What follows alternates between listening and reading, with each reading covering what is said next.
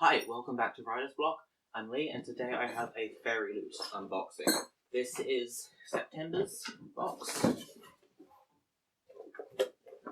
This is what it looks like inside. Fairyloot is a wired subscription box that every month comes with a new hardback fantasy book with about 5 bookish items. It's usually signed by the author, and usually the book is also exclusive.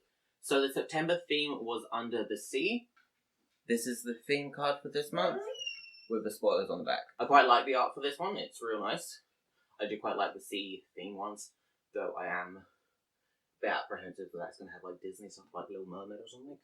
So the first thing I see is this little pouch that has the Fairyloot icon on it. It feels like it's straws. Recently I've received a lot of straws from book boxes, so I have like about 20 reusable metal straws at the moment. And yeah, on the little label it says that it's metal straws. Okay, so it has a little cleaner for it, and then 2 straws. One gigantic one that says beach please, and the other one says make waves. I actually quite like these straws. I really like the colours of them. I do appreciate that I actually have something setting on them instead of just being a plain straw. That thick straw though is ginormous. These are made by Fairyloot himself. The next item is this little box. I'm thinking it's probably a mug. It says To Kill a Kingdom ceramic mug. It's quite a nice little box. It does say that it's actually dishwasher and microwave safe, which is pretty handy because all the other mugs I've received from book boxes don't actually specify if they are or not. So yeah, it's a pretty decent sized mug. It's also quite thick. And it's got a painting of, well, I'm assuming the main characters of To Kill a Kingdom. It looks very Ariel-esque, which I suppose I'm pretty sure that book is actually based off of Ariel. Based off the Little Mermaid. And it has a little quote on the bottom of the mug that says, "It's like holding a story rather than a person. She feels wild and infinite in my arms." So this is little artwork around it.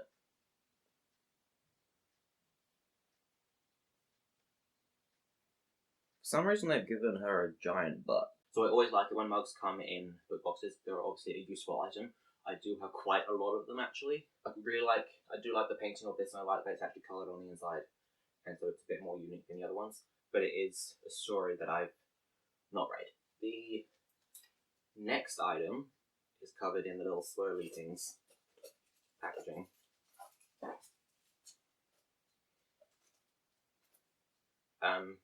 It's like a plastic hairbrush. It's just got a bit. It's got a load of pictures of like seashells and waves and stuff. I don't really have much use for a hairbrush, but I suppose this would be quite a useful item for most people. If it does feel quite cheap, frankly. It is quite a nice design that's on the back of it, but yeah, it feels quite cheap. The bristles are actually kind of like different lengths in the middle, kind of wavy up and down.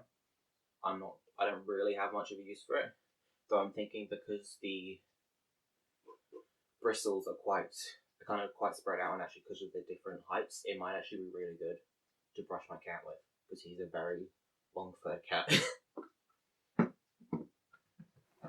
The next 2 items I see are the tarot cards, and this ones are 8 of Swords and 7 of Swords. I don't know who the characters are for these ones. So here we've got the 8 of Swords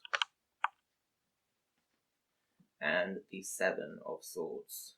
So it says these are based off of Nevernight by J. Kristoff, and they're made by Catherine Brett. So it says the brush is actually a detangling brush, so that actually might actually make it so it is good for brushing my hair. Probably not what they intended it for, but oh well. Next item I see is a little envelope. They always come with like a little stamp of Fairyloot on them. It has nothing on it. It's an Ursula keychain. And it says it's designed by Bookmark Tattoos.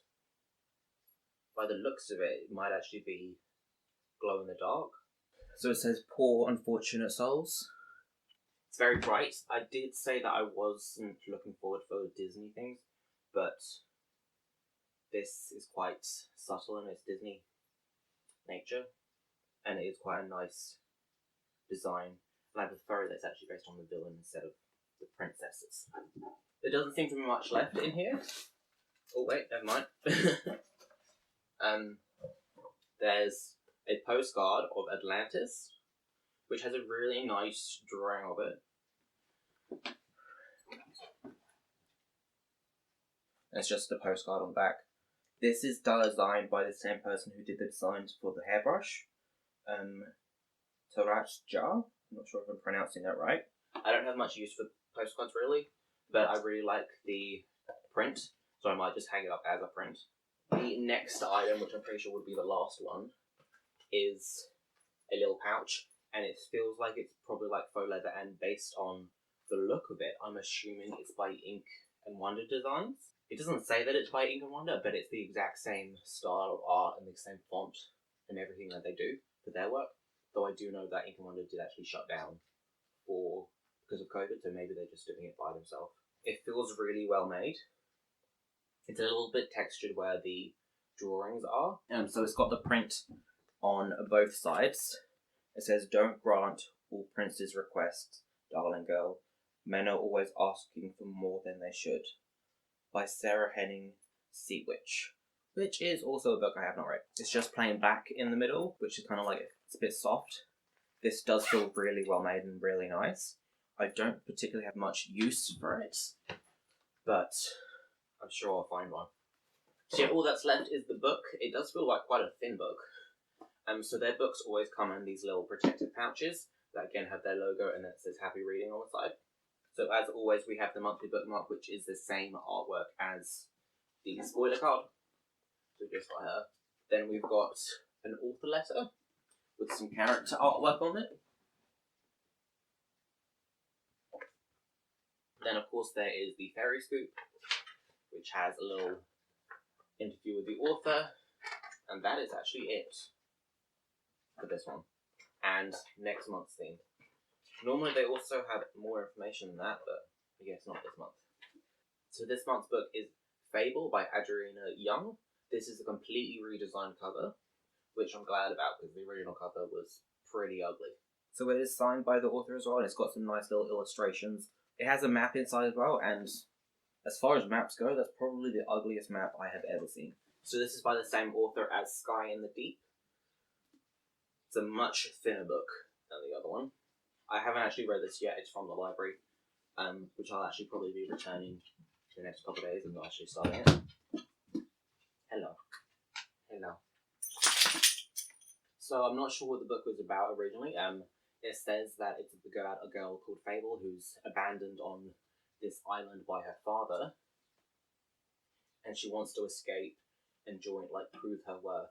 So she joins a crew with a young trader called West and has to prove her worth on there.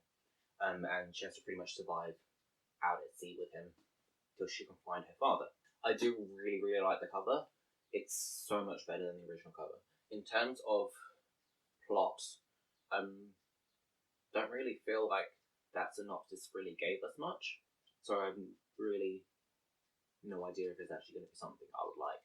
It is supposed to be fantasy, obviously it's from Fairyloot. Fairyloot always do fantasies, which I'm assuming there's going to be sea monsters and stuff. So next month's theme is Wicked Hearts, which is going to be the new book by Kerry Maniscalco. The unboxing for this box starts on the 16th. The photo challenge for this box starts on the 16th. And so in the Fairy Scoop, it does say that this book is actually inspired by her dad, who passed away just before she started writing the book. So I'm feeling it's probably going to be a lot more emotional than it is thrilling. And it also does say that it is a series, and the next book's going to be called Namesake, which she has actually, based on this, already started writing.